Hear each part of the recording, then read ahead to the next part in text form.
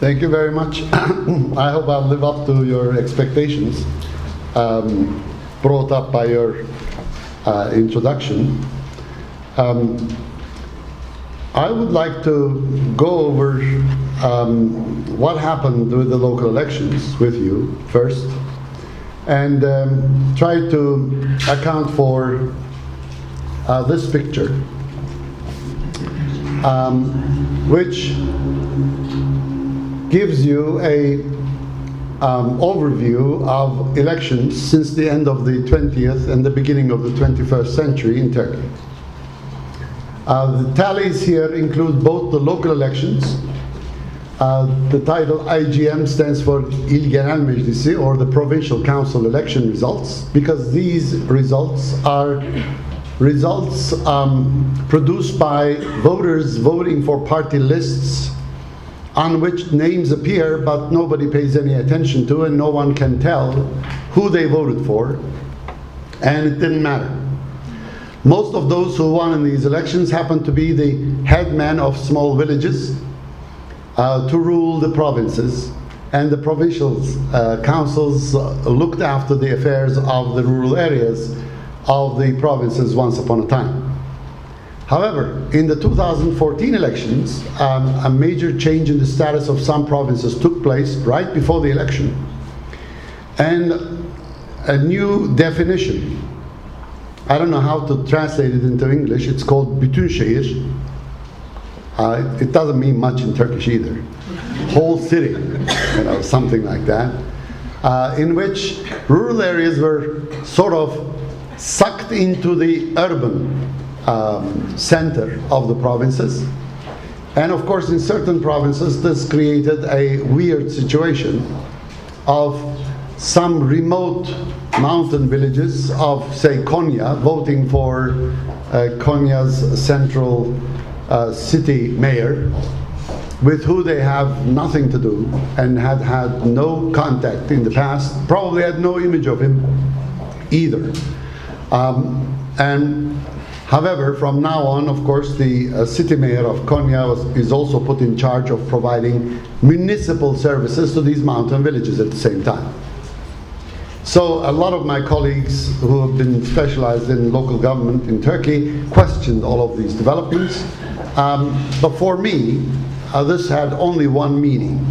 This is known in the United States as gerrymandering, changing the boundaries of electoral districts to produce certain results to the benefit of the governing party. That's exactly what was done in Turkey, and it produced the results that that the government was looking forward to in some provinces, not all of them. Couldn't change the tide in Izmir, for example, third largest city of Turkey, but they were able to hang on to Ankara with or without some irregularities, and also Antalya, and also Ordu, etc. So some cities, it looked as if it mattered that the peasants also voted for mayors of municipal centers, and a truly weird situation. But the results of 2014 for these 30 provinces then can be put in the same basket with the rest of the provinces, 51 other provinces, if you take all the party list voting into consideration and adding them up. And the only way you can do this is now by counting the votes cast as party lists for the district councils of whole cities, not the provincial councils, because they were abolished. And also take into account of those 51 provinces in which there are still provincial councils. So the provincial council results of 51 cities, plus the 30 metropolitan cities in which district level or ilçe meclisi, district level council votes. If you add them up, this is the unofficial tally you get. So the AKP got 43.3% of the vote, CHP got 26.5% of the vote, BDP plus HDP got 6.7% of the vote, and MHP got 17.3% of the vote. And these votes, since they are party list votes, they are somewhat like the general vote that we occasionally go through for the legislative elections every 4 or 5 years, and therefore we believe that they could be compared. How far the two can be compared, you can examine for yourself in the first two columns on the left. For in 1999, Turkey voted on the same day both for the Grand National Assembly of Turkey, the single chamber legislature, and also for the provincial city councils. And there is a correlation, but the correlation is not immaculate. So the DSP in the 1999 elections got more than 22% of the vote in the legislative elections, but only about 19% of the vote for the provincial council elections. So there is a discrepancy there, as you can see, and this is not a sort of an immaculate predictor of the national vote. So it makes sense, number one, to look at these outcomes as a replay of the 2011 national elections. That was a national election for the legislature. This is a national election for the local councils. So the two results could be compared from that perspective. Or you can compare the results of 2009 local elections, third column from the right, with the last column from the right. And because both of them are local elections, and both of them are local elections in which list ballots were taken into consideration in the calculations, so you can make this comparison. Or you can make a more insightful analysis of Turkish politics of 2014 and argue that there was a very special circumstance in which Turkey went for the local elections, in which the Prime Minister almost ran something like a plebiscite, in which he tried to use the voters as a jury on his record that involved some accusations of criminality. If that is the case, it's obviously very apparent that the Justice and Development Party and the Prime Minister lost the referendum. 43% is not the majority. 57% voted against it. And that is a big majority voting against it. Nobody made this point. So I assume that this is not part of the current agenda or debate that we have. So the other two comparisons may make sense, and therefore I will try to do that, but I will compare the 2009 election results, again, party list voting in 2009 with party list voting in 2014, these two local elections, and see how voters vote under these circumstances. One little extra information to give you a flare of what the country was going through in the periods of national and local elections is this table, which is produced by the answers given by the respondents to national surveys conducted by myself and Ali Çarkoğlu of Koç University in 2002, 2007, and 2011, is both pre- and post-election surveys, national surveys on all occasions. In 2009 and 2014 are the ISSP's annual surveys. In 2009, the survey was on religiosity. In 2014, it's on national identity. But in these annual surveys, we also have questions about party identification, party preferences, how people would vote if we were to hold elections on the day of the interview, etc., etc. So we could use the results of those also for this purpose. But they're all national surveys, and the surveys were conducted both in 2009 and 2014 between January and March. And in 2009 we had the local elections on 29th of March 2009. In 2014 we had the local elections on the 30th of March 2014. So same periods. We ask in our surveys open-ended questions to people. What is the most important problem facing the country today? And whatever answer they give, the interviewer jots down, and then we create these categories afterwards. So there may be some error in the way we categorize these things, but since it's the same people who categorize them throughout, it would be the same error. So comparisons should not be influenced in the same direction.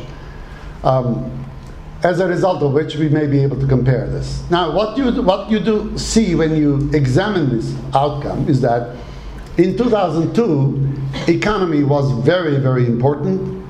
Approximately 1/3 of the voters believed that the economy was not stable, and the government running the economy wasn't doing a good job, the coalition government of 1999. The political stability was not also immaculate, and the country was facing a major inflation and unemployment problem. From 2002 onwards, 2007, 2009, 2011, 2014, unemployment problem persisted. However, in this period, only in 2009, economic instability jumped to 22.7% again, without the political instability increasing accordingly. In this period, we observed that the perceptions of corruption dropped tremendously, almost to zero. We have 2.5% on the average, plus and minus standard error of the sampling. Therefore, any figure that is less than 3 may indeed be 0. So that's how you should interpret the results. But for the first time since 2002, those who believe that corruption was the greatest problem in Turkey jumped over 10%. It's a tenfold increase if you compare with 2011 or 2009. So people seem to have taken notice of the fact that there was a big debate about corruption of the government going on. And this is just beginning. If you conduct another survey down the line, probably next fall, that figure will probably be the same or perhaps even increasing. It takes a while before this sinks in. Not a very easy process in and of itself. But another important phenomenon is that economic instability increased again. And at the same time, political instability increased to levels not recorded before. Again, 11%. All of this seemed to indicate that the attractiveness of the government was on the way. Not very fast, but dropping. Therefore, it dropped from close to 50% to close to 43%. So it looks as if somewhere around 6.5% or 13% of the 2011 vote of those who had voted for AKP seem to have changed their minds and voted for other political parties or did not participate in the elections. So in the end, it looks as if these results seem to indicate that there is some role that economy plays, some role that stability plays, and some role other factors play in the outcome of these results. I have other theoretical perspectives on this, but I won't share it with you now, but I'll simply suggest to you that there are a number of factors we believe are important in determining who votes how in Turkey in general. Not particularly in the local elections, but I'm going to apply all of this to the data collected from local elections to see how much sense it makes for local elections. Voters tend to develop a party identification really early in life in Turkey. There are not that many studies. One I conducted with Ali Yaşar Sarıbay of Uludağ University in 1984 in Bursa, in the elementary schools of Bursa. 11, 12-year-old kids reported to us that approximately 40% of them reported to us that they were identified with one political party, could name the political party without hesitation. It's a good indication at the time that new political parties had just been established and these kids already knew about it. Probably this figure is higher today. But we do know also from research conducted in the United States and Europe, and also some African countries, that this is the way people socialize into politics. They first learn what party to support, and then they develop other characteristics, such as ideology, over time. A certain outlook on the universe, on the certain outlook on the world, on politics, on themselves, and this may be considered as something that is not contrasted with the identity of the party that they selected. So if they tend to tend to identify with a conservative party, they tend to develop conservative values. But these are tendencies, and there is, again, no immaculate correlation in between. I'm not suggesting that there is one in Turkey either. So they both are tempted to follow a party identification. If it's very strong, then they tend not to pay any attention to anything else, vote for that political party, or develop an ideology which may indicate to them that there may be a number of political parties where they stand and they can shop around them from time to time. And then we also have evidence indicating that voters tend to decide about preferring one political party over another by looking at the record of the governments and the opposition during a certain time frame, 5 years, 2 years, usually 1 year. If they've done a good job, they believe, then they vote on the basis of their retrospective analysis of the government. This is an idea suggested for the first time by V.O. Key, a political scientist from Harvard, explaining voting behavior in southern United States. There have been some arguments in more recent times by many political scientists who argue that people do not vote retrospectively or stop voting retrospectively, but they seem to vote prospectively. They try to sort of develop some understanding as to which of the political parties would fare better in managing the economy in the years to come. And then finally, voters tend to vote in Turkey on the basis of two major orientations deeply influenced by cultural, historical factors that divide up Turkish society into four major blocks. One, religion versus secularism or laiklik, versus another divide of ethnic identity, Kurds versus the others. The others may be roughly referred to as the Turks. Kurdish nationalists argue that they know who they are, but the rest seem to have a lot of arguments. Some argue that they are Turks, some argue that they are Turks ethnically, some argue that they are racially Turks, some argue that they are Turk by being a citizen of the country on the basis of citizenship. It's much more complex. So on the basis of this identity and religiosity, people tend to position themselves closer to one political party as opposed to another, even when they don't identify with a political party or when they don't identify themselves with a certain ideology. So on the basis of that, I would like to give you a tally of where people stand on all of these variables. First, party identification. This is the picture that we get from the surveys of 2007, 2009, other surveys in 2010, 11, and 14. 2010 is another ISSP survey, which indicates that except for 2009, approximately 40% of the people argued that they identify with the AKP. Not all of them very intensely. Approximately somewhere around 35% or so of those 39%, so a ballpark figure of about 1/6 of the electorate, argue that they are solidly and intensely identified with the AKP. They also report to us that they don't follow campaigns, they don't pay any attention who says what. They simply come the day of the election, they go and vote for the party. But that's not 39%, that's about 16% so far as the AKP is concerned. For BVP, it's about 1.8%, as may well be zero. CHP, anywhere around 14 to 19%, oscillating around 1/6 of the electorate. Again, among them, about 1/3 or so, about 5%, are terribly, staunchly, and intensely identified with CHP. MHP has about 8%, and the last tally, and that oscillated between 5 and 8%. And then the Kurdish nationalists, BDP, HDP, put together is about 5.5%.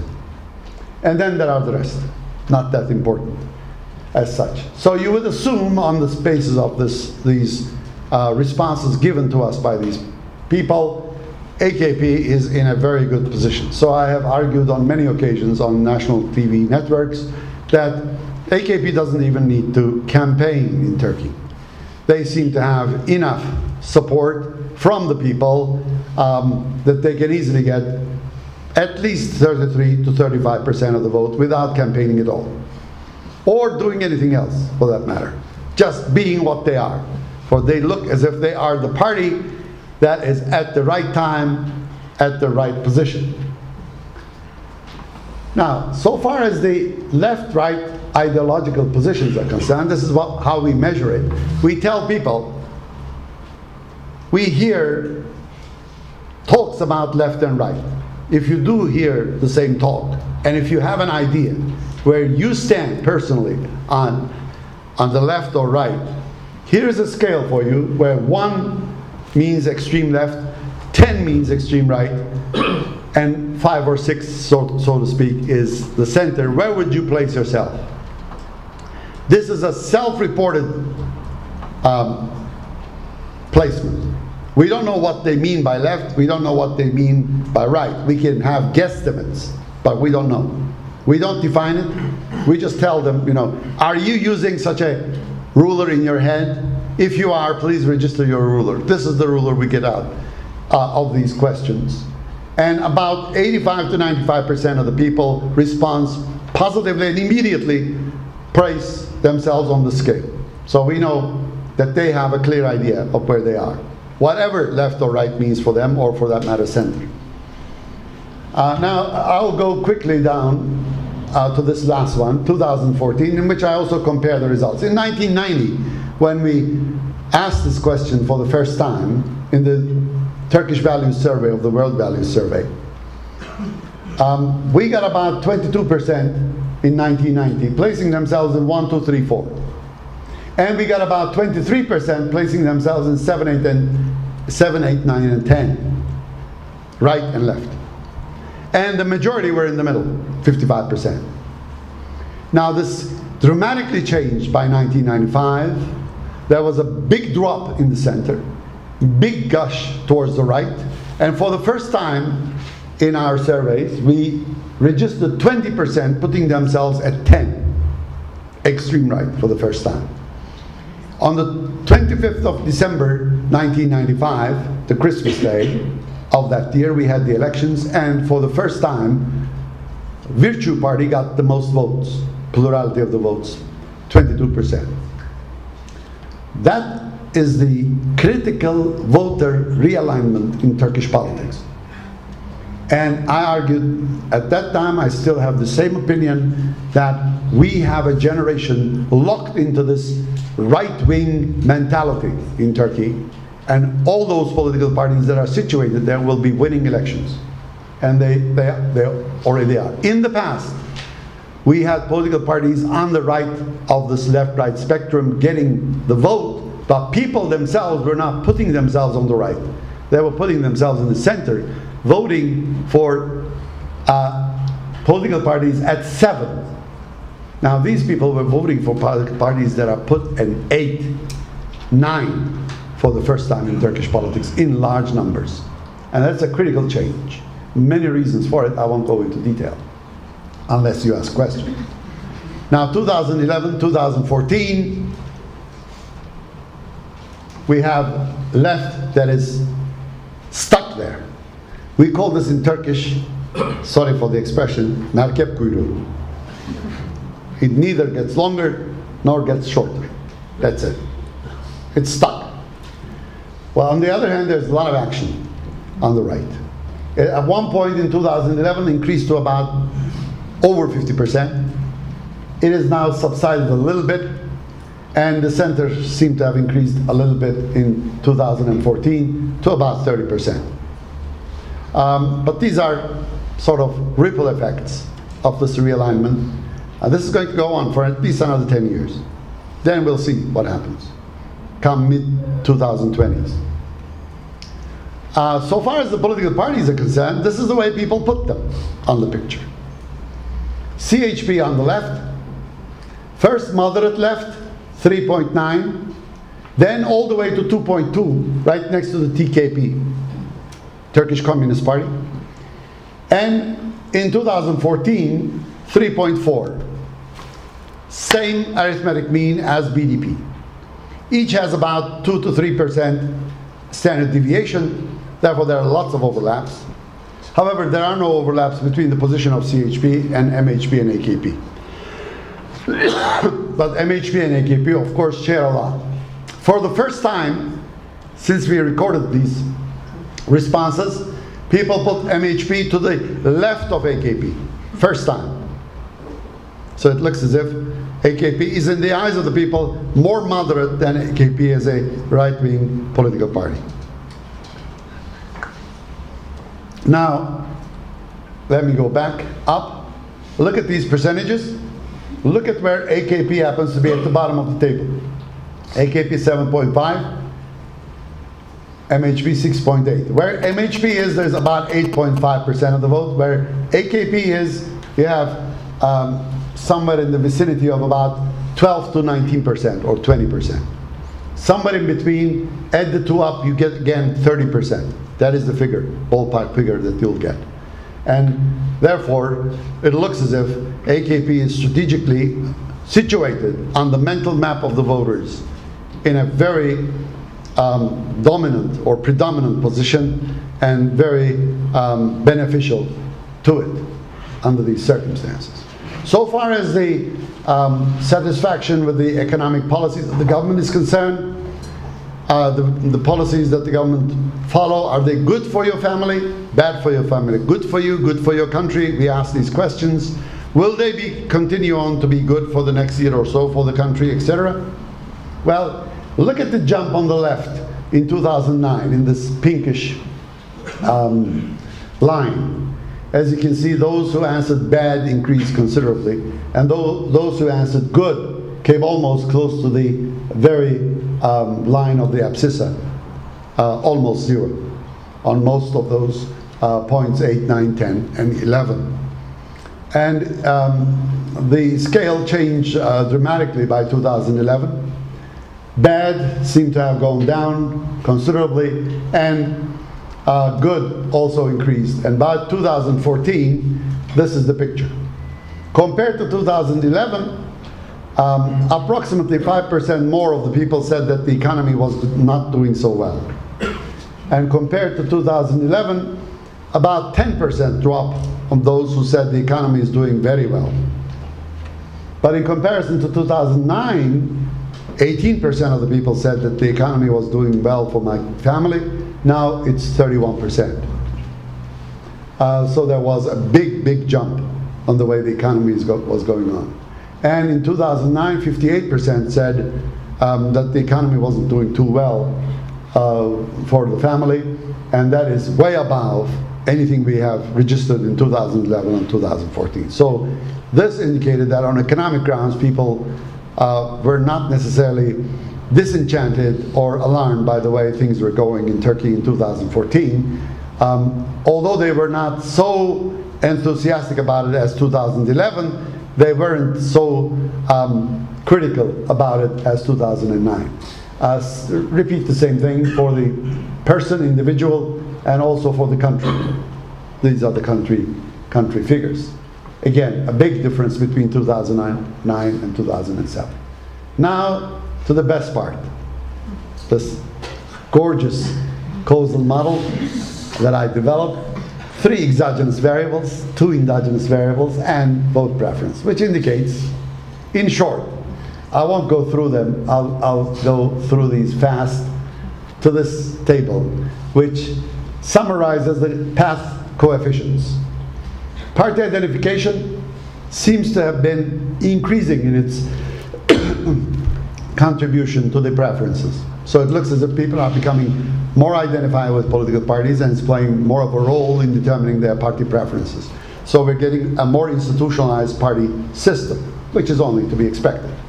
Ideology, well, those who are on the left, especially CHP, minus figures indicating left, and the plus figures indicating right.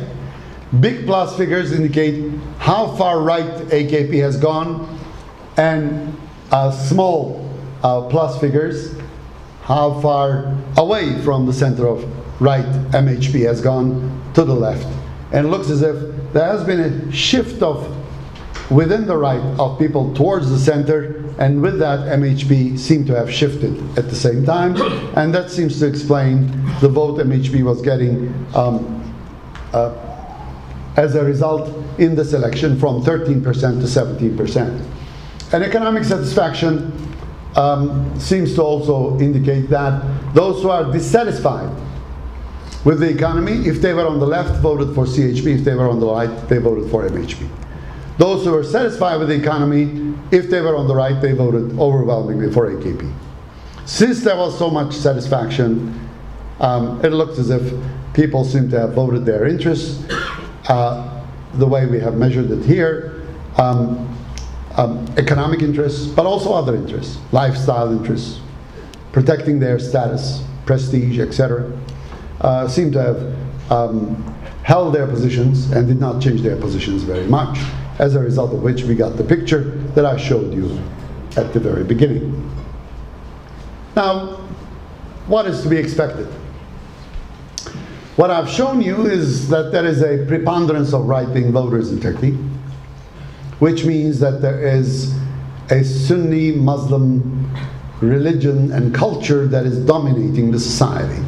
Approximately 60 to 65% of the people are motivated to define themselves through this prism, either as religion or as culture. Traditional values intertwined with parochial, rural, cultural folklore seem to be very much at the very center of this conservative right-wing voter. Patriarchal hegemony in the family, family values, creating a domicile role for women, and defining women as homemakers, and at the same time defining the role of women as home, kitchen, and children, basically.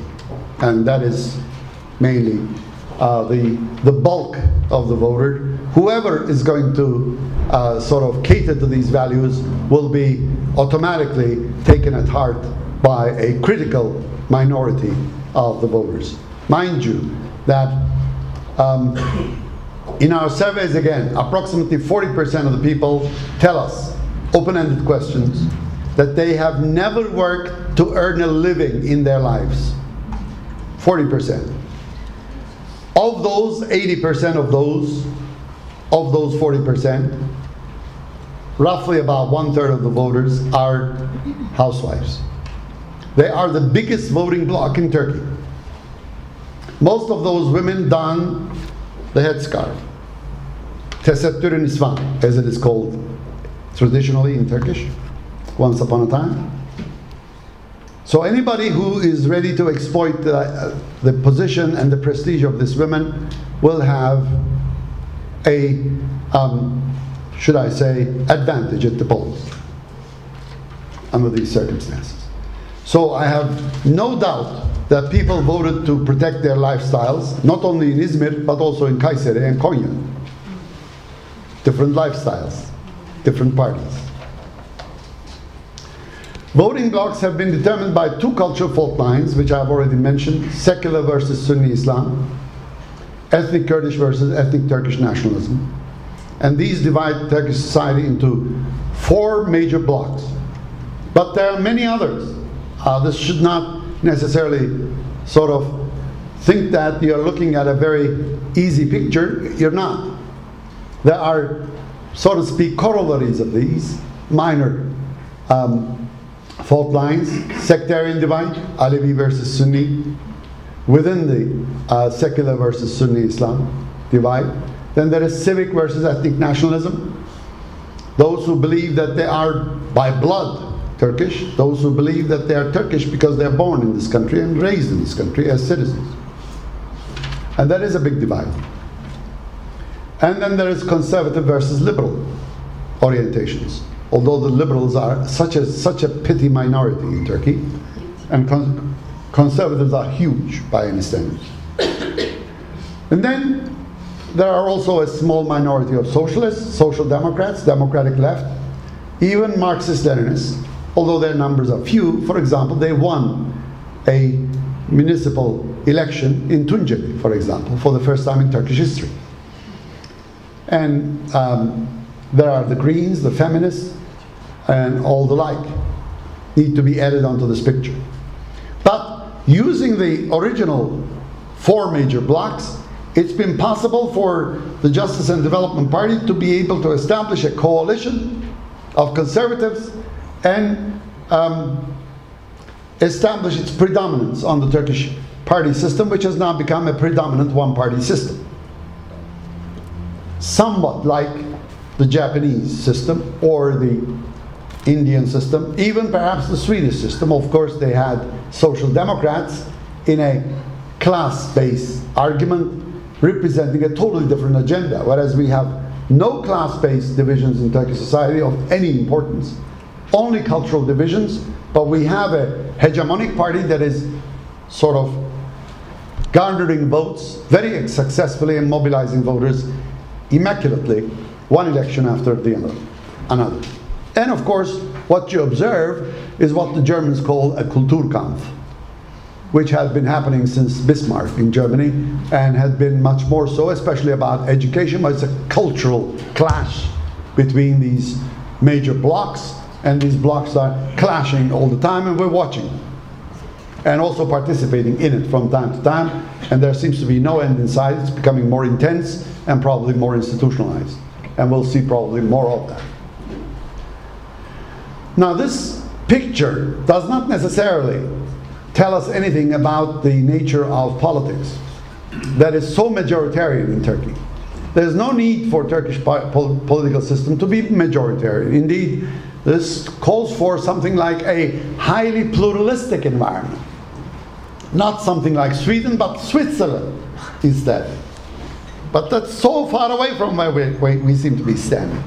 Instead, we seem to have a majoritarian hubris that is put on very dramatically every day, day in, day out, by the Prime Minister and ministers, also the leading political party, and they have been following a majoritarian style politics, and that is thanks to the election formula with 10% threshold that pushes people to vote strategically and establish this coalition effectively of one political party that dominates not only the voters but also the electoral scene and the parliamentary politics as well, which has very little tolerance for political minorities or, for that matter, any kind of legitimate opposition. Opposition is a hard take in Turkish society and politics. We didn't have one until about the beginning of the second constitutional period. We could tolerate opposition for a very little while between 1908 and 1913. From 1913 on, we had no opposition until the establishment of the Grand National Assembly in 1920, briefly for about 5 years until 2025, and then 1925 onwards, Turkey had a one-party system until 1945, another 20 years, and then multi-party politics, a brief period of opposition government interaction, which resulted in a breakdown of democracy followed by a military coup in 1960. And then on, our relations between the opposition and the government has been a very, very difficult process. We have had periods of legitimate opposition emerging, coinciding with coalition government. And it looks as if only if we have coalition government we can have any room for opposition and opposition politics in Turkey. And that creates a paradox for Turkey, because ask any Turk, you will get all sorts of insults if you suggest that Turkey should think about coalition government to become a democracy. That's the one thing most Turks hate, probably more than anything else. So we're caught in the spine, and there is no way out of this in the near future. So the Turkish parliament and Turkish elections are going to be operating under these circumstances with these roles, and the electoral system is being debated again in which there are various attempts at erecting many thresholds in the form of single-member districts with first past the post, which has its own thresholds ingrained in the system rather than outside the system of election as such. And of course it creates a huge conflict, many clashes, strains and stresses will continue on focusing on these rules of the game, which of course start from the election laws and go into the Constitution. And rewriting them is next to impossible. We've tried it and failed. And in this system, there's also very little room for any kind of rule and regulation to be accepted as legitimate. And therefore, it creates a huge problem for rule of law, in essence. And Turkey decided that rule of law is becoming something relatively difficult to afford, especially for the current government at the time. So we have parked it somewhere outside the system for the time being. Rule of law assumes that there will be a certain type of governance in which there will be democratic competition, free and fair elections, in which freedom of expression, freedom of the press and the media, freedom of association would not be perturbed, and that there would be no media censorship, no press censorship tolerated. There will be full transparency, and of course, not much tolerance for anything that is remotely corrupt. None of this is being implicated in Turkey today, as you very well know. So Turkey has ceased to become associated with the rule of law or moving in the direction of rule of law. There is very little tolerance for dissent of any kind within the political parties and parliamentary groups themselves. And all of these values that I've counted seem to have been shortchanged under this system. So what do we have? We have one of these. Make your pick. My pick is the last one, but you can pick any of the other two, and they will be as good of authoritarianism as they are. We either have a delegative democracy, as O'Donnell defined it, as a system in which you have competitive elections, out of which comes a winner, then everybody is expected to applaud the winner until the next election. That's his definition of a delegative democracy, not for Turkey, but Latin America. Electoralism, again suggested by another colleague from Stanford University, Terry Carl, another student of Latin American politics, who defines that democracy starts and ends in the day of the elections. Electoralism. Competitive authoritarianism is another concept coined by two colleagues, one from Harvard, the other from Temple Universities in the United States, Levitsky and Wei.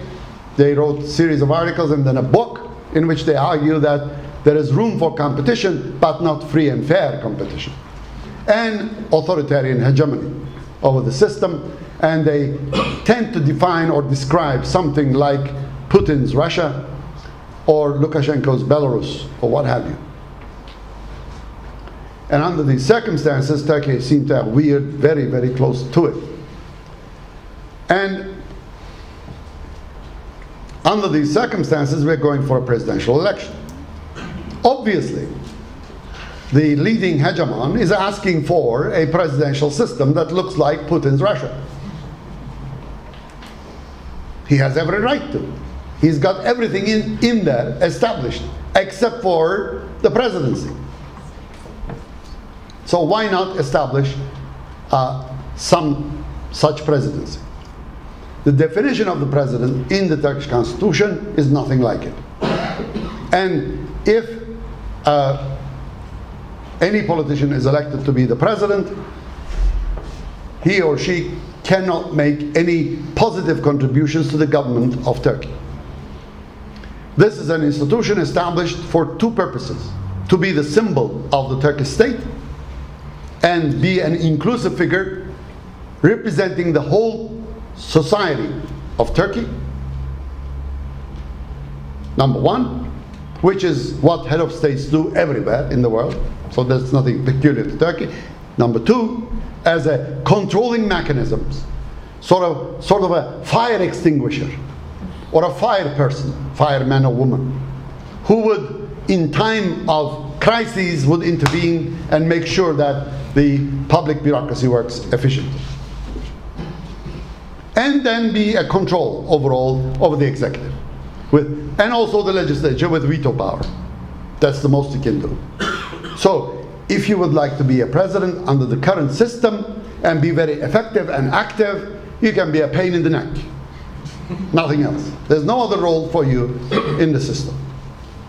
Read the Constitution, Article 104, 105. You will see that this is the way it's defined. So under these circumstances, presidency would not be something desirable for someone who would like to be an active person. If you would like to have another active executive on top of the prime minister, then you have to define the reason. Why do we need such a person? What is that person going to do? What would be his or her contribution over the top of the prime minister? What is the prime minister not able to do that the president would do? If we are to change the current system with legislative supremacy, etc., at its core in Turkey, what is not working? I've been asking this question for the last 7 years, especially to the Justice and Development Party big shots, and I haven't heard a single answer today, up until today. Not even an irrational answer, not even an irrational answer. Not an answer, none. They give me long soliloquies about how awful the parliamentary system is, which is total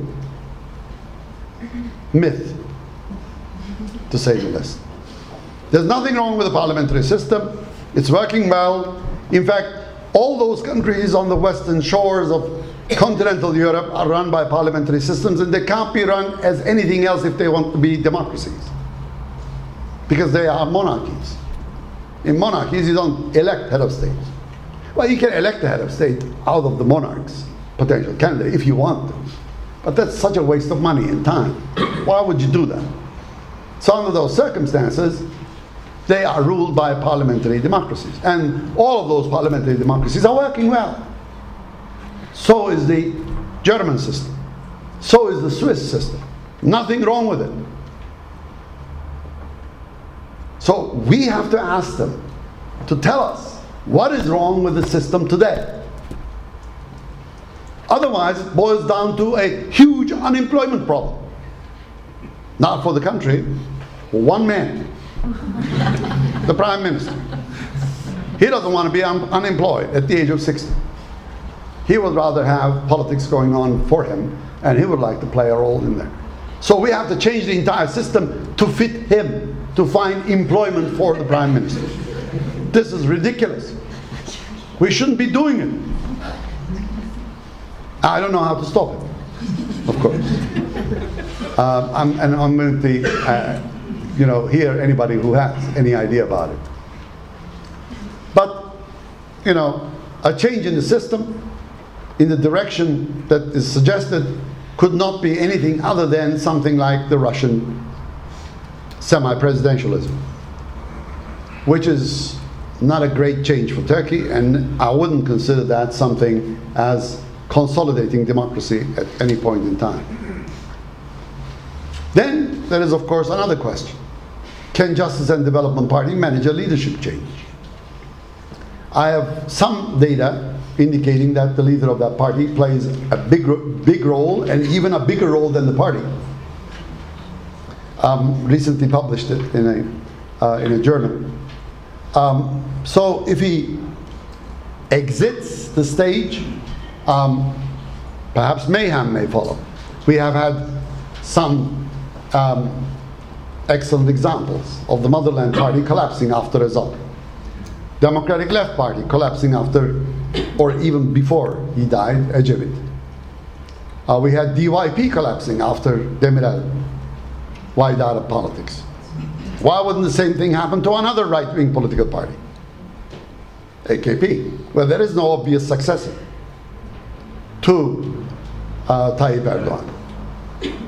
And how such change is going to take place is something that is tormenting the party. They are trying their best to come up with something. I'm sure there are many who are yearning to get rid of the leader so that they can take his place, and so that they can reposition themselves and come to a better strategic position, but they don't know how to do that, and they have no idea whether the party could survive such a change or not in the eyes of the voters.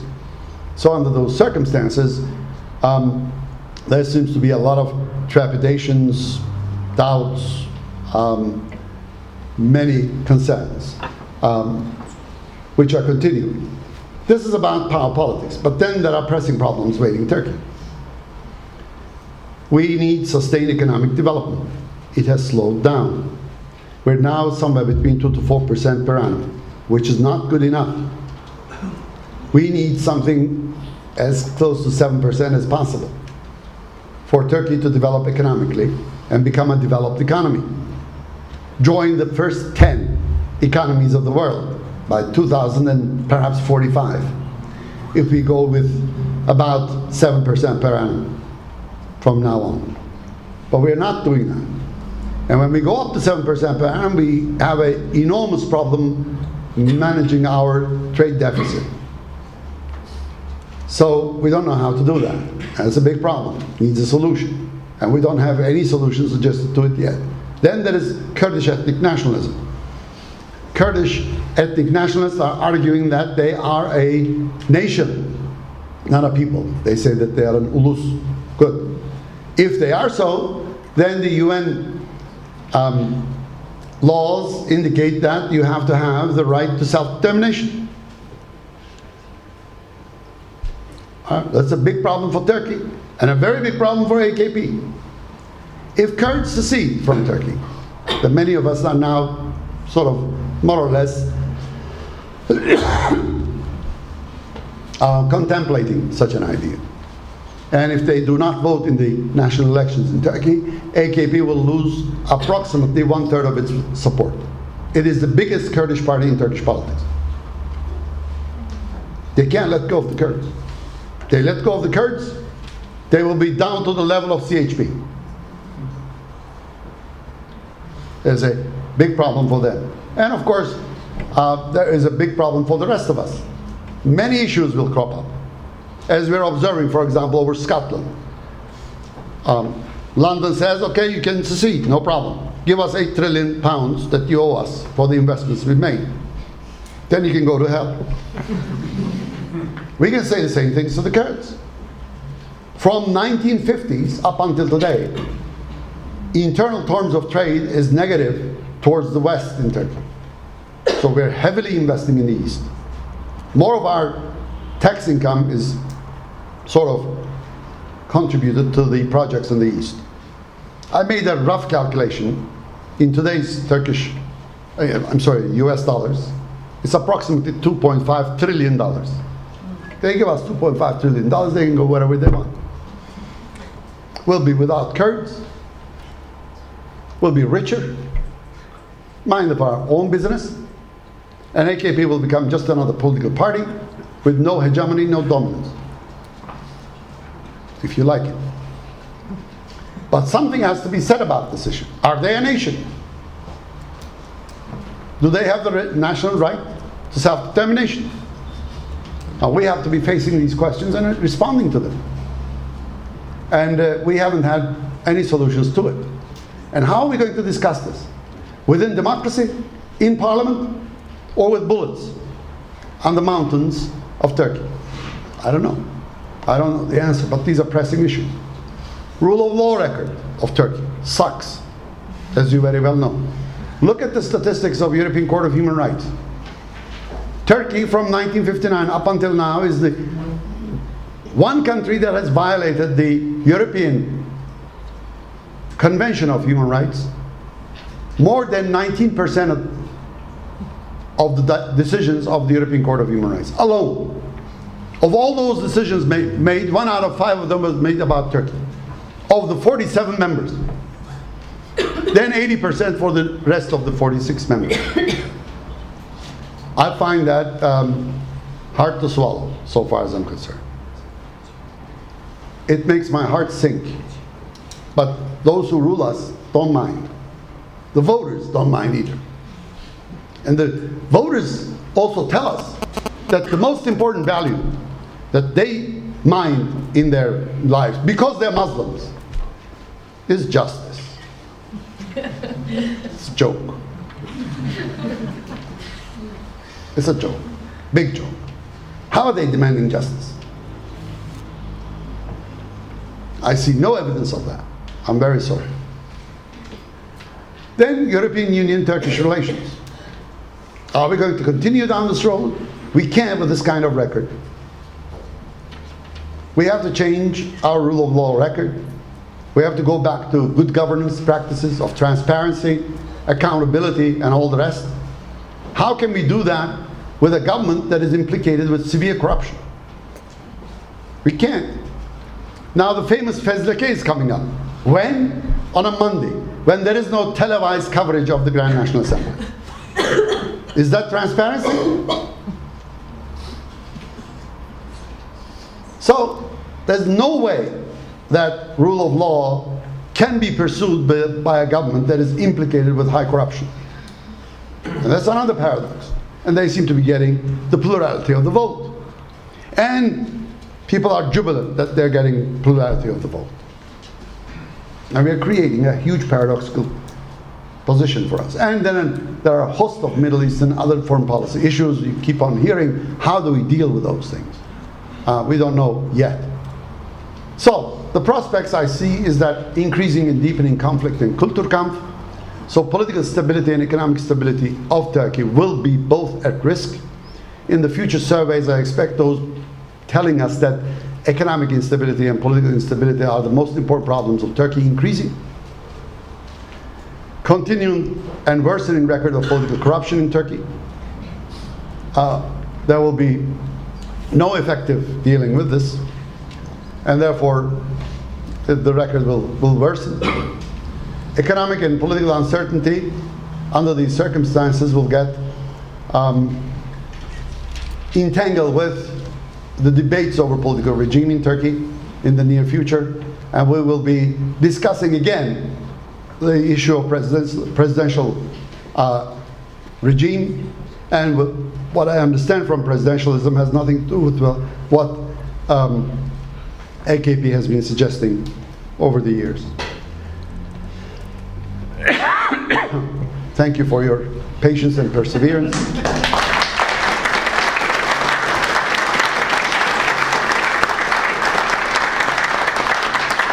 And I look forward to your questions and comments, of course.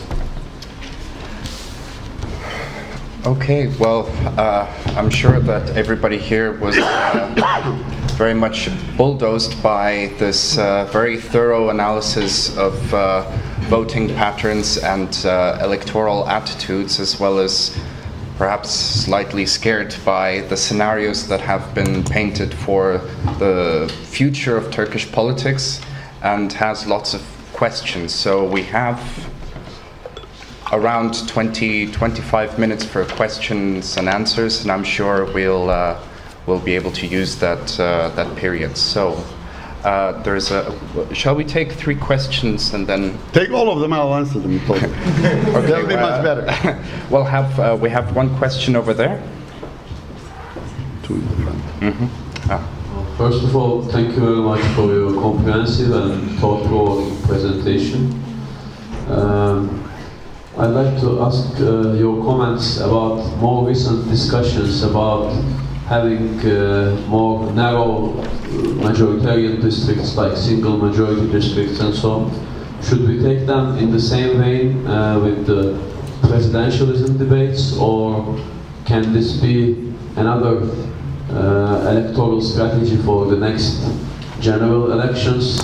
What's your take on that and its policy implications? Thank you. Okay, we had one question there. Which one? Microphone or?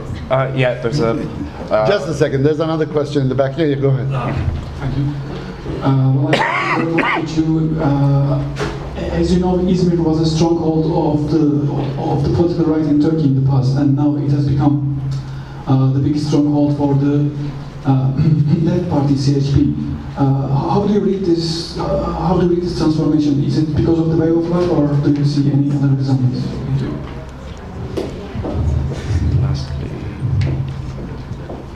Thank you, Professor, for your very, perhaps not inspiring, but interesting lecture. I should also say that Sweden has had a non-social democratic government the last 8 years. Oh yes, of course. In the past. Yeah, so you have to update. Yes. I would like to ask you, when I read your book, Rich Over Troubled Lands, I get the impression, apart from these 10 first years of this century, things haven't changed that much in Turkey. I mean, they're the same. Bülent Ecevit said, we have to reach out to the periphery, and then you have problems with freedom of press, corruption, everything.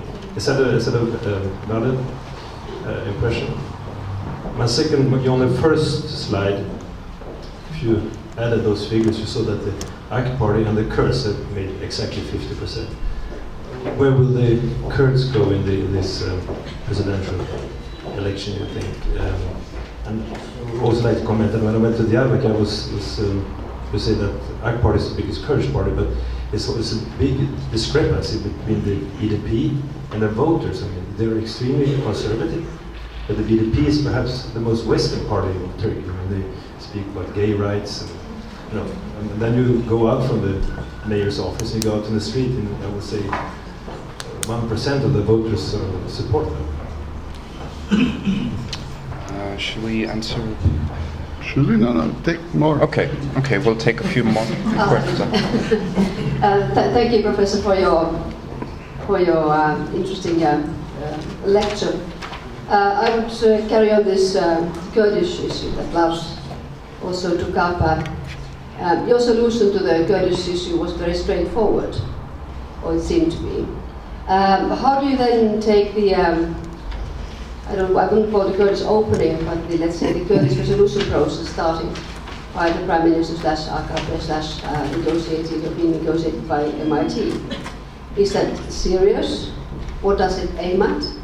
And how does that then, or is that only done that AKP wants to secure the votes of certain Kurdish voters at least, and in order to remain in a powerful position? And if I may, a second quick question concerning corruption. There are these allegations, nothing has been proven, apparently some of it is true, but it did not seem to have any impact whatsoever on the voting behavior. And that is something that surprises me a lot. I mean, where we come from, or where I come from, I mean, the less you are, the better you are, and you try to aim very high in the list of the Transparency International, not to remain in the middle or in the bottom. Thank you. One more, or should we? I can start answering. Okay, we'll answer these and then take a. Shall I go on? No. Just a second. Just a second, please. Let me deal with these first. Corruption. There is an article by Krasny and Tucker, published in Electoral Studies, which has been referred to many times, including myself, on the public debate. There are several other studies conducted, which seems to indicate, and that's one contrasting a Scandinavian country, Sweden, with Moldova and Bulgaria, actually arguing that when people have worries about economic welfare, they don't pay any attention to corruption. When economic welfare is no longer a problem, you know that you will have your lunch tomorrow, the day after, next year, 10 years from now, then corruption becomes a burning issue. Not very different from the Turkish perspective. And secondly, it wasn't possible for the large groups of people to be sort of made to understand what had happened, number one. Number two, corruption is the most effective reinforcement of the political order.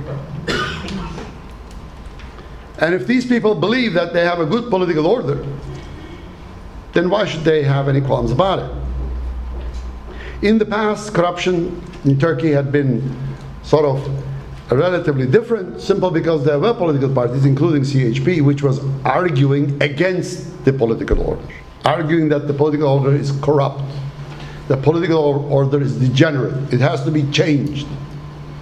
And they were sort of social democratic leftist, socialistic ideas, not well thought, most of them, and couldn't get to be implemented in Turkey either. But then corruption could be presented as the natural outcome of a corrupt political order. Now, political order is assumed to be working fine for these people who voted for the party.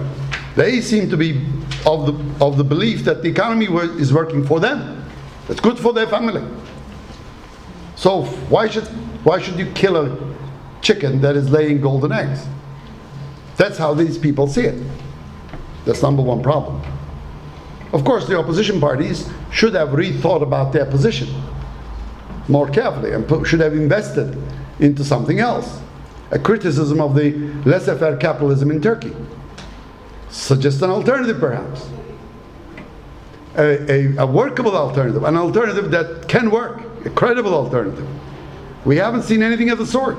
So why should these people be voting for any other political party which is not suggesting to them a credible alternative? They hadn't done their jobs effectively. Finally, it was very, very, should I say,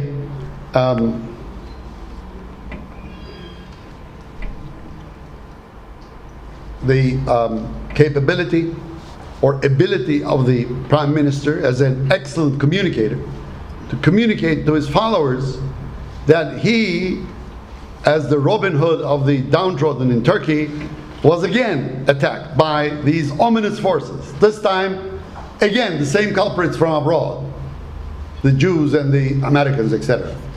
This time working through conservative people and working against them under the same sort of things as such. Now, the opposition couldn't explain to these people that there are two issues for which they need no proof, because they were defended by the Prime Minister himself.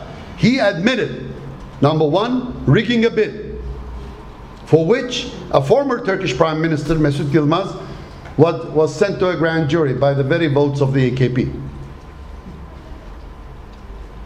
No question about that.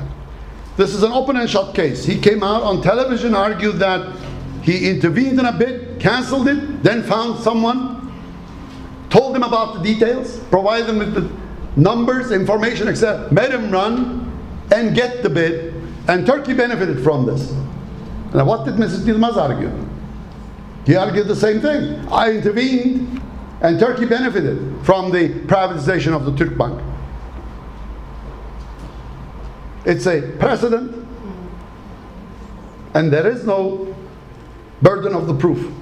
The Prime Minister admits to it, to the entire nation. Secondly, he argued that he intervened with a court decision on Aydın Doğan's case, which is a clear violation of Article 9 and 138 of the Constitution. He admitted to it. There is no parallel state. There is no ominous forces, no Jews, no Americans, nothing. He argued on television. He did that. Called up the Minister of Justice, told him to make sure that Aydın Doğan loses that case. Clearly violated the Constitution. Both of them require to be acted upon by the Grand National Assembly, which is not acting upon it, and then acted upon by the prosecutors of the country, which cannot dare to act upon it. So, under those circumstances, I'm arguing that it's impossible for such a politician to ask for transparency, rule of law, accountability, and what have you. That's the big paradox. So that's where we are so far as corruption is concerned. That's my take. I've told all of this on national television networks a few times, so I'm repeating it now. There's nothing specific about it, nothing that is clandestine about it. So far as the what the government calls solution process or resolution process, not peace process. Some call it peace process, but the government insists that this is a resolution process. I don't know how to make sense out of this. I confronted with similar questions before. All the time I said, I will wait until July 2015 to answer. Come July 2015, we are moving towards peace. I will believe that the government was actually moving on this peace process that it had erected by its own means and has been following it. Come July 2015, we go back to where we had been in 2011. I'll say that this was only instrumental. My hunch is probably it's the latter. It's a sort of a compromise with the Kurdish nationalists not to shoot any people during these rather sensitive periods. The main reason why I'm making this argument is because I don't see a peace plan. What is the peace going to be on? What will be the status of the Kurdish nationalists? What will they accept? What have we negotiated? Now, I may not know this. People in the audience may not either know this. But I would assume that the members of the Grand National Assembly should know about this, if there were a plan. And the opposition should have known about it, if there were a plan. Perhaps not reveal it to us as yet, for they may be afraid that this plan may go haywire and may therefore be against national interest. I would accept that. But nothing is revealed so far as this national peace plan is concerned. What are we going to do with Öcalan? Is he going to be pardoned? Is he going to play any political role after being pardoned? In what capacity? How? What are we going to do with the HDP and BDP? Are they going to be represented in the Turkish Grand National Assembly? Will they push for an establishment of a grand Kurdish state of some sort? Can that be peaceful? Will the central, northern, and western parts of the country accept this easily? I don't know the answers to any of this. They don't know anything about it. So that's a big question, and we don't have anything on this matter. My hunch is that the Kurds will, if there's going to be a second round in the presidential elections. I'm saying that because this time there was almost 90% participation in the elections. That is very rare. Normally local elections get less participation. And referendum or referendum type elections in Turkey also get about 70% participation. So if it drops to 70%, my hunch is that most AKP vote will be there. They won't be moving. But the others may not be voting. And therefore, the 43% will become automatically something like 50.2% or 51% by itself. There is that possibility. And that's what AKP is calculating. Secondly, of course, there's one thing that they're not doing very effectively. They have to tone down all of this, decrease stress and strain, make this a watered down issue, field not so attractive candidates so that people don't go and bother to vote. Had they done that, I would be much more assertive that this is not going to be going to the second round. By keeping the tension up, it is still solidifying the support that the other political parties are getting and enhancing the chances of a second round under these circumstances. If that happens, BDP will probably yield for AKP's candidate in the second round. Together they'll go over 10%. I'm sorry, 50%. But what for and what kind of a deal will they make is anybody's guess. Is anybody's guess. We don't know. So the chances are that, you know, the outcome looks relatively bright for AKP candidate for the presidency.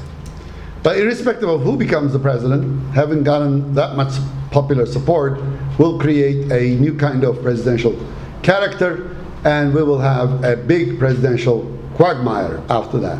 How is this person going to act, and how his actions, his pain-in-the-neck actions, influence Turkish government and governance? Won't do well, as far as I can tell. Yes, these divisions are deep, and they've been going on for a very, very long time. However, in the past there was a main center which had sort of, from the tulip period up until now, had looked after the collective interests of the country and looked after the state. That is now gone. I haven't used that terminology right now, as you may have noticed. There's only a Kulturkampf. No Kulturkampf between a center and a periphery. There is no difference. Right? Center is gone. And therefore we are now in totally different circumstances. The cultural differences are there, and we're ready to fight for them. And I'm very happy that we're fighting through the ballot box for these differences. I hope we can keep it at such. When I told you that AKP is the biggest Kurdish party, I mean all the Kurds. BDP, HDP gets about 5–6% of the vote. Another 12% of the vote are cast in the Kurdish areas and also by Kurds elsewhere in Turkey for AKP. So 2/3 of the vote is garnered by the AKP of the Kurdish vote and 1/3 by the BDP. And that has become relatively stable over the last 20 years. I'm sorry, since 2002, 12 years. Izmir, I'm not an expert on Izmir politics, but Izmir has always been voting for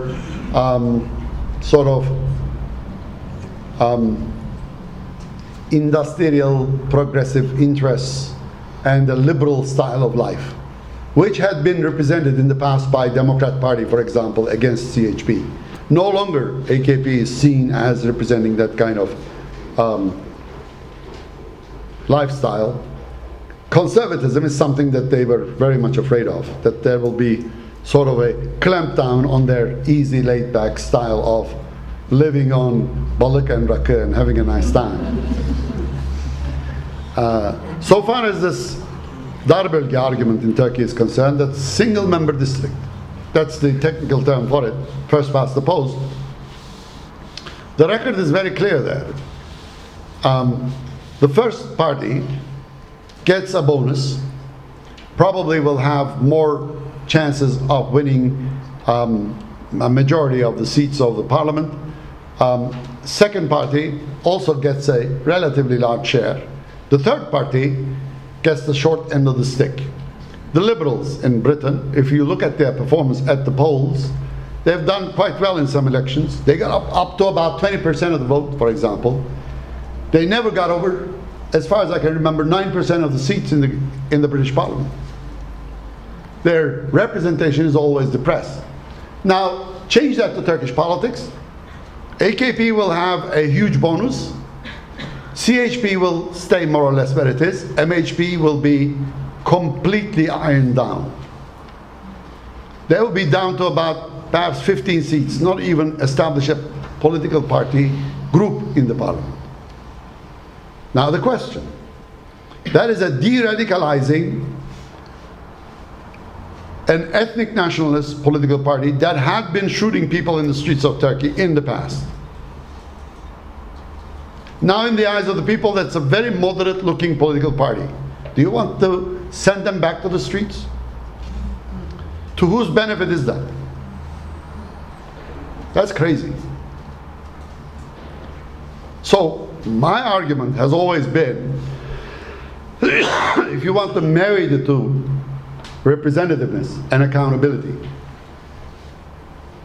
you can have a preferential vote without any thresholds, where people could vote their preferences and then we can calculate the winners by simple addition. We've suggested this on many occasions in the past.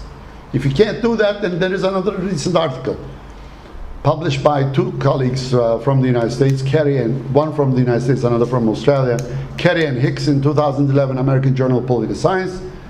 The article's name is Electoral Sweet Spot. They argue that 6 seats without any thresholds per electoral district produces the marriage of these two goals. which are accountability and representativeness. Get rid of the 10%, 3%, whatever threshold. Have new districts that are on the average about 6, and you can have an outcome in the long run. You should also take into consideration that electoral politics is a learning process that only matures in the long run. And we know how the single member first past the post system works because we have 150 years of history in Britain to look at. We don't have that in Turkey yet. So eventually we will, if we move in that direction, we will rediscover probably something similar in Turkey, one way or the other, if we insist on using it for a long period of time. So these are only long-term effects. So in one election or two, you may not see the results come about. We can go on more. Okay, let's try to take a few more questions in that case. We had one over there. Professor,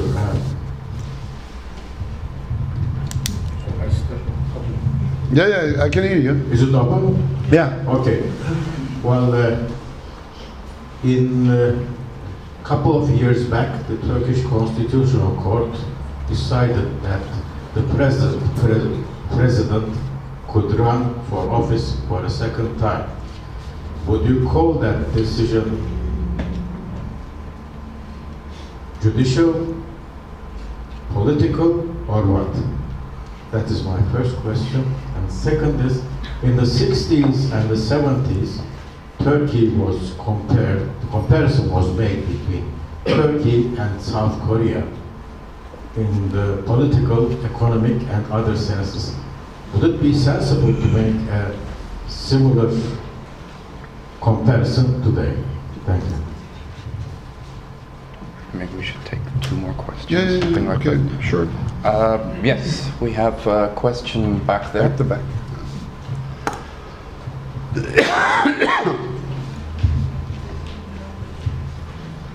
Mutlu Gürlü from Ministry of Foreign Affairs. Sir, I have 2 questions. As everybody knows, when Justice and Development Party attempts to justify the headscarf in public sphere, People's Republican Party applied for the abolishing of this regulation, and the people on the right wing felt insulted because of this.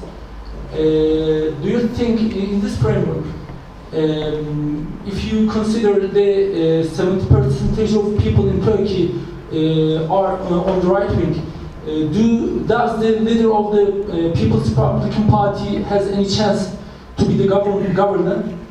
And my second question about the economy. According to some journalists, the only chance to convince people not to vote in favor of, people vote in favor of Justice and Development Party is nothing but an economical crisis. If we consider the Turkish economy deeply depends on to the hot money and so fragile, do you believe Justice and Development Party can fail in the other elections? Thank you. Okay, and we can take one last question. I have one over there.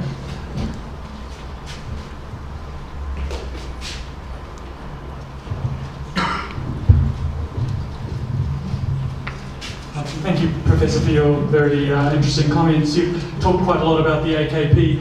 Obviously, to have changes of government, you need a strong opposition. I'd be interested in hearing your comments about the CHP, which seems to be the main opposition and is clearly not performing well enough to get the support of your voters. Thank you.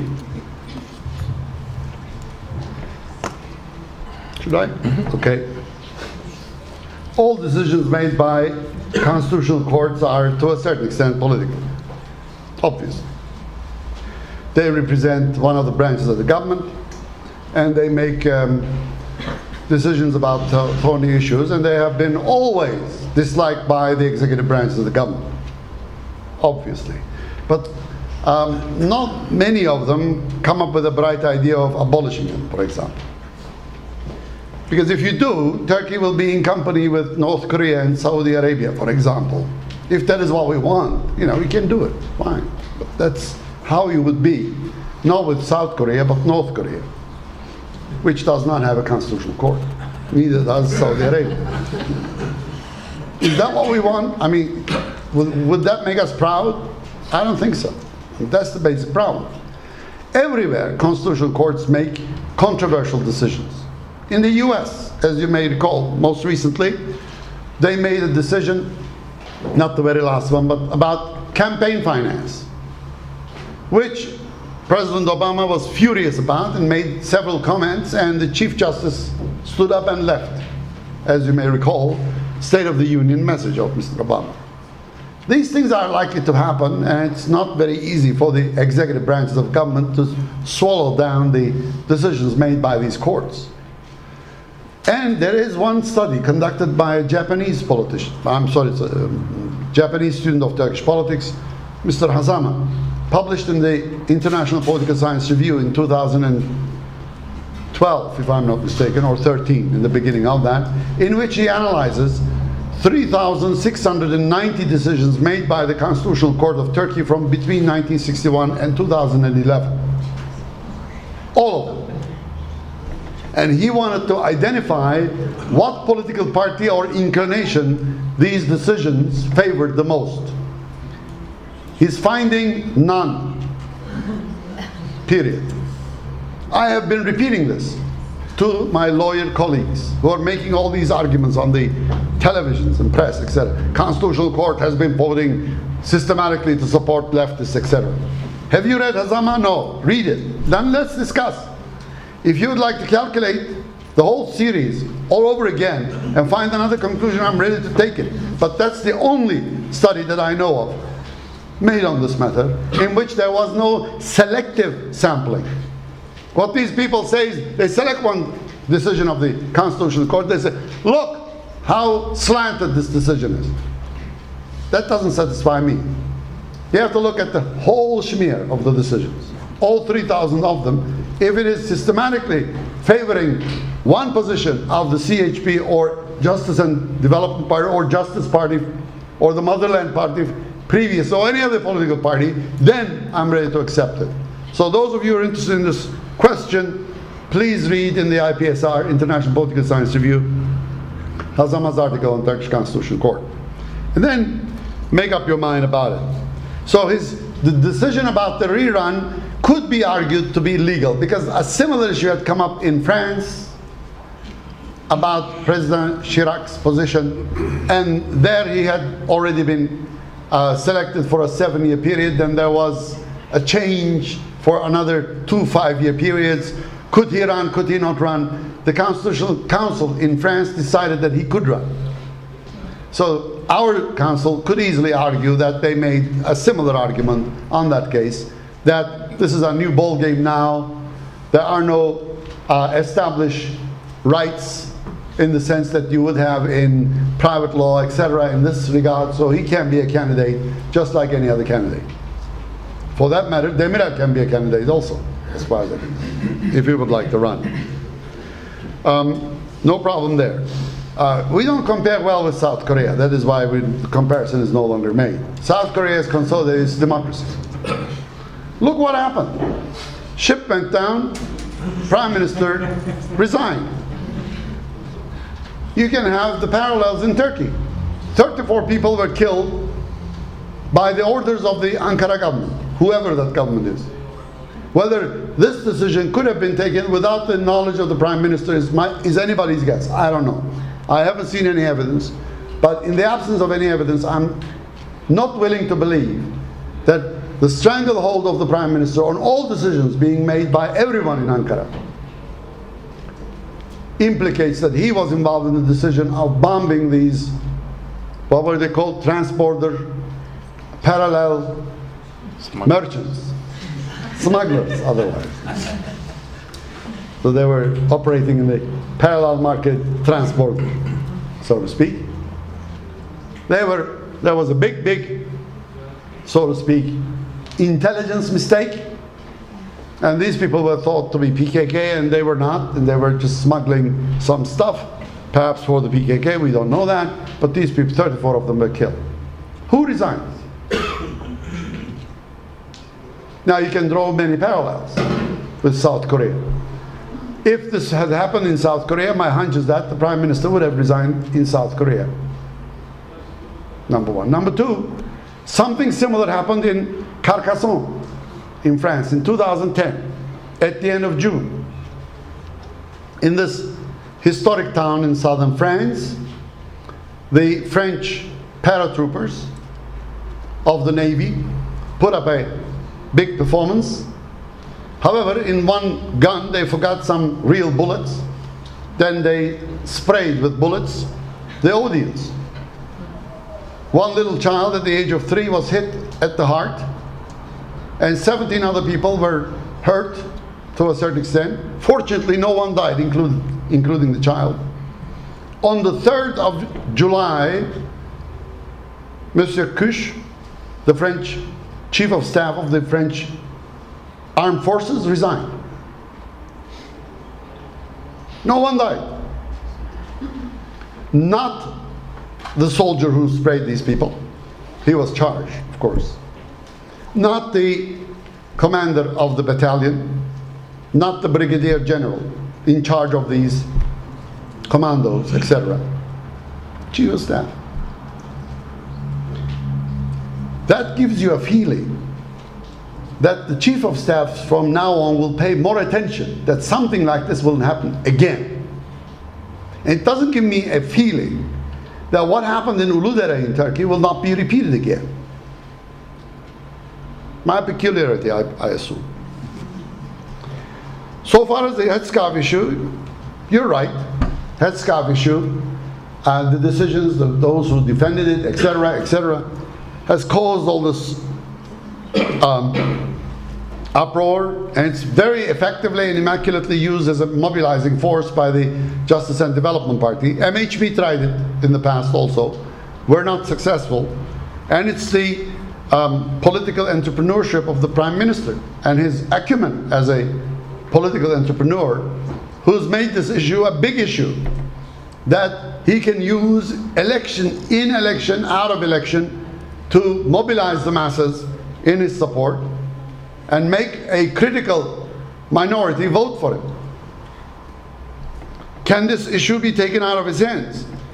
Yes, it can be. This has been shown, for example, in the Gezi incidents, where there was a big uproar about a woman being attacked by 100 men, upper sides of their bodies naked, in leather pants and leather gloves, with Guy Fawkes masks on the face, etc.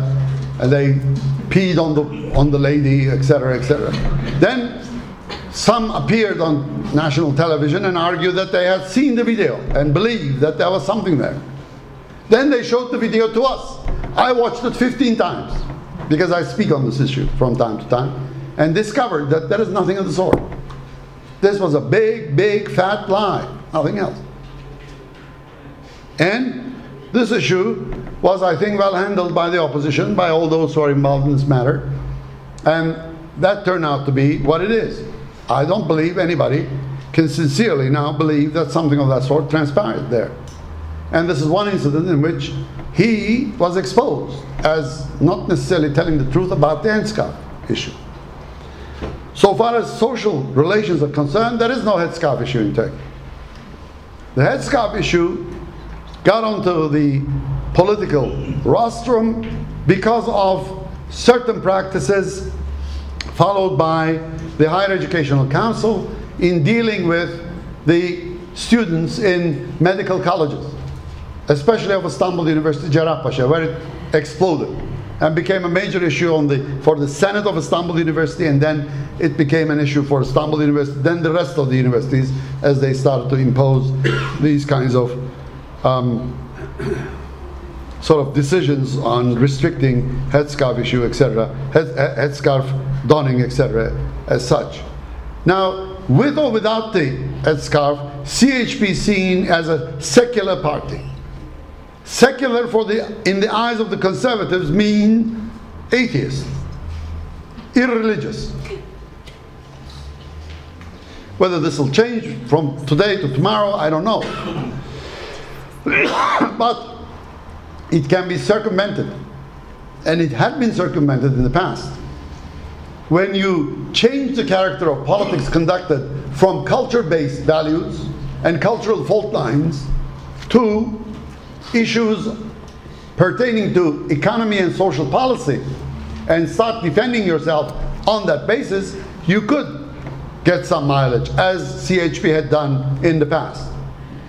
So they should have continued on being the party negating the current capitalist order, düzen in Turkey, and should have pressed on with economic issues, and should have done a better job of protecting the Turkish labor unions, which we don't have any right now. The ones that are left behind are these yellow unions. I don't even consider them as unions. They're just government stooges, and they do not matter in Turkish politics at all. But there was a big clampdown on these major trade unions in Turkey. They were not a big force. They were a budding force in the 1970s, where more than 3 million people were members to the trade unions. Big business and the military decided to get rid of them. And they did, effectively. Assassinated some of their leaders, tortured some of them, killed some of them, etc. And now we have about 800,000 people who are members of labor unions out of 52 million workers. Whereas we had about 20 million workers and 3.5 million were trade union members. And the Republican People's Party were getting the support of these labor unions, mobilizing the people over social policy, giving them the impression that this party was supporting the toiling masses. No longer. Therefore, they have been unable to hold their position and turn that into a niche that they could defend and expand in Turkish politics, and they failed this game dismally. Again, if I were in CHP's position, I would have become again the champion of the European Union, as they had been in the past. Because AKP has dropped that from their own agenda, and they will not pick it up in the foreseeable future. Unless this issue of corruption is somehow solved, there is no way that AKP can move forward in the European Union agenda. For they cannot ask for improvement of the standards of rule of law in Turkey. They cannot ask for improvement of transparency, accountability, and what have you. So with that kind of, should I say, baggage, it's impossible for AKP to be the party of democracy, rule of law again. That is holding them back. And those who believe that they can come up with this kind of agenda, for them, I have a suggestion. I have a great car. I'm ready to sell it for you to $1 million. Now, so far as foreign investment in Turkey is concerned, my hunch is that I'm not an economist, I'm a political scientist. I have a BA in economics, so I barely understand how the system works. The kind of investment in Turkey will change. Turkey will be attracting interest and will be getting investment. But it will not be the kind of investment Turkey would probably desire. It won't be the institutional investors who will be looking and investing in Turkey. It will be these people who would be investing in instability, high interest rates, high risks, high returns. That will destabilize Turkish economy and polity. So the AKP has opened up the road for more economic destability with the kind of policies it's following. And also, it has completely dismantled whatever Dervish had established in early 2000s, with which they were very successful in running the economy. They're now about to sideline a very critical actor in economic management, Ali Babacan, which I will be detrimental not only for AKP but also for Turkey. And in his place, they're putting people who are not necessarily proven to be good at anything so far as the economy is concerned. And this is, of course, I think, a big problem. We are abolishing KPSS. KPSS was introduced as a quality check for the public bureaucracy in Turkey because there was so many blatant favoritism, getting some of these people who didn't know how to read and write to run a certain state enterprise in the past. So these exams were established for the personnel to be appointed, to make sure that at least those who would be appointed could still be partisan, but could at least be graduates of universities with a specific knowledge about their profession, could still act partisan. Fine. But they would have a minimum of professional ethics and could, to a certain extent, resist the government, as any bureaucrat can do anywhere in the world, especially in the world to our west. And what does the Prime Minister say, and has said so many occasions? Checks and balances is an awful thing. How dare the bureaucrats resist my orders? I representing the national will. There's no room for it in a democracy, I'm sorry. In a democracy you have to have veto players. Chebelis is an excellent book, if you would like to read it. A colleague, public policy, and his book is on the veto players. That's the name of the book. He argues that in presidential systems, the veto players are much more effective than in parliamentary systems. And you can't get anything done, even the budget. Now, when I read a book like that, when I read the performance of the American presidency, Latin American examples of presidency, the ones that have worked relatively better, such as Brazil, Chile, in recent years. And then listen to the comments made by the President, Burhan Kuzu, and others, with who I have appeared on various, as you very well know, some of you will very well know on national television, etc. They're not asking for that kind of presidency. Very clear. And in fact, it was Burhan Kuzu himself who argued that Obama is so poor. Poor guy. He begs for the Congress. Our president will never beg to the Parliament. He will order the Parliament to act. That is Belarus, not even Russia.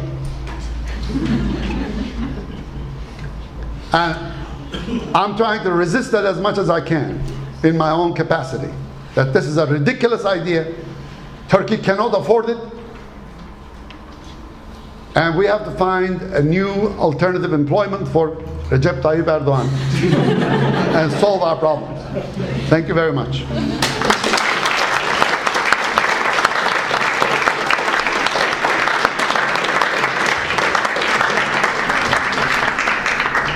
I think on behalf of everybody who came here today, I'd like to give my gratitude to Professor Kalaycıoğlu for his analytical rigor and insight in explaining Turkey's electoral politics to us tonight.